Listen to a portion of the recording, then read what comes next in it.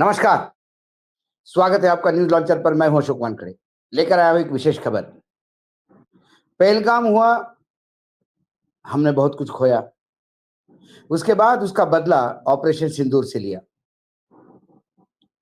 लेकिन फिर तिरंगा यात्रा निकाल ऑपरेशन सिंदूर का क्रेडिट पूरा लूटने का प्रयास सत्ता पार्टी कर रही है। और भाजपा की तिरंगा यात्रा बार-बार कहा तो ये जाता है कि आर्मी के शौर्य को नमन करते हुए यात्राएं निकल रही है।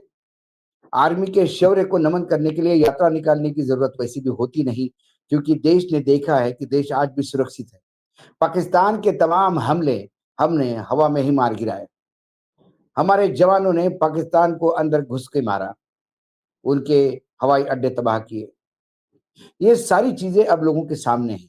इसलिए भारतीय फौज को हर आदमी अपने मन ही मन में, अपने दिल से सलाम करता है। लेकिन भारतीय फौज के शौर्य को नमन करने के नाम पर कहीं ना कहीं राजनीतिक रोटी सेकने का किया जा रहा है। लेकिन फिर विपक्ष भी चुप नहीं बैठेगा। अब हो गया जितना भी होना था।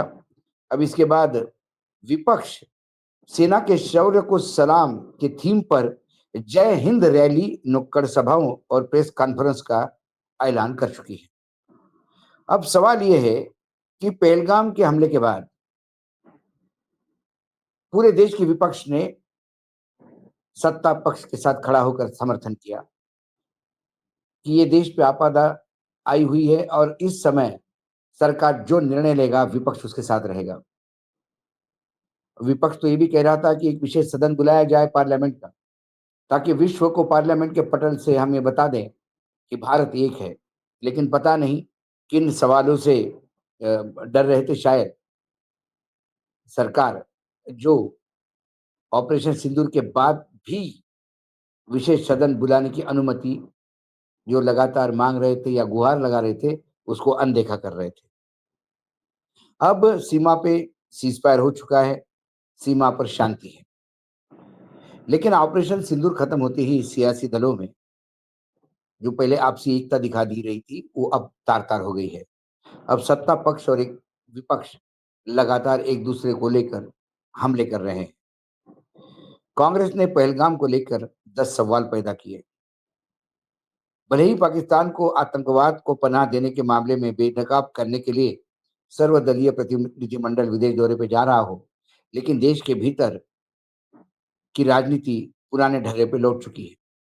ऑपरेशन सिंदूर को लेकर बीजेपी के सियासी हमलों और जनता के बीच वोट बटोरने की जो मुहिम चल रही है, अब कांग्रेस उसको पलीता लगाने के लिए तैयार बैठी है।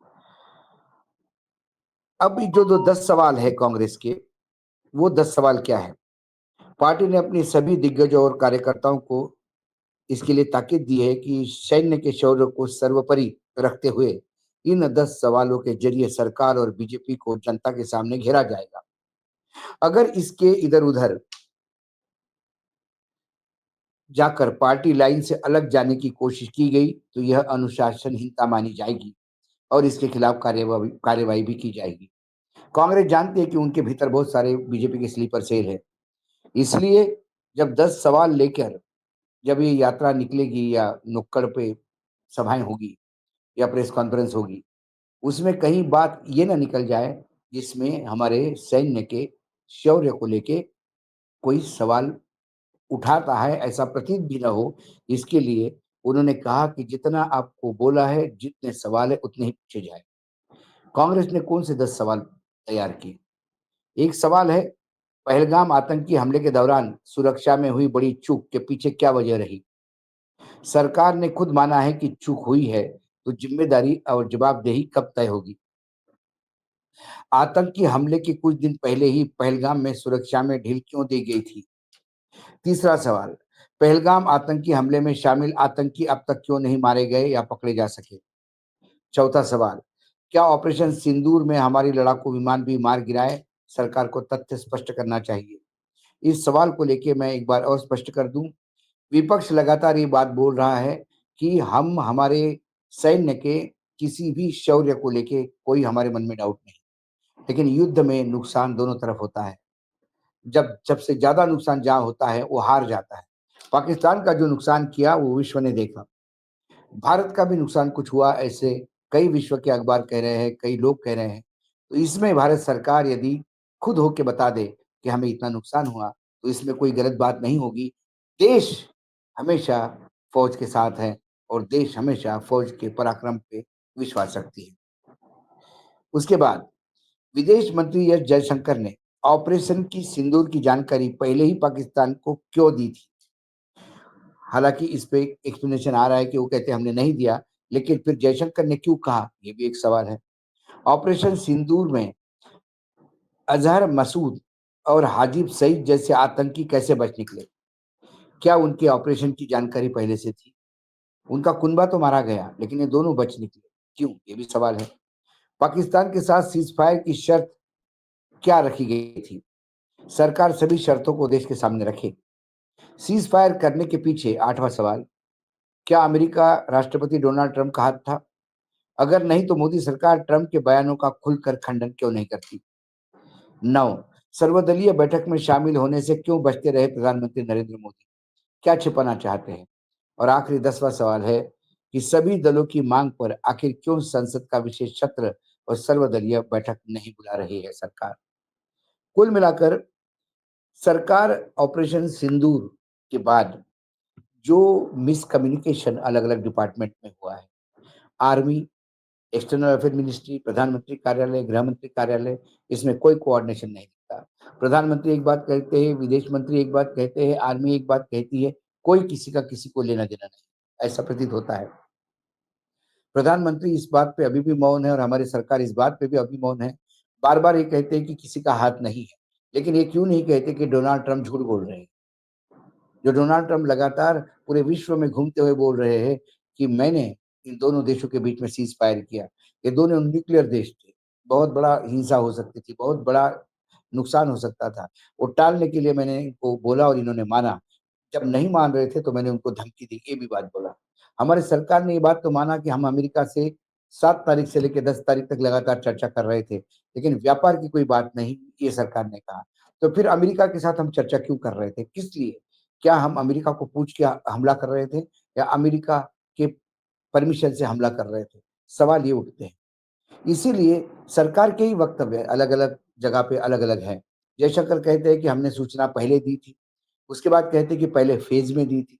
तो पहला फ़ेज़ कौन-सा है? और सेकंड जो है, वो यदि वो कहते हैं कि हमने हमले के बाद सूचना दी थी, वो तो देने की ज़रूरत ही नहीं थी।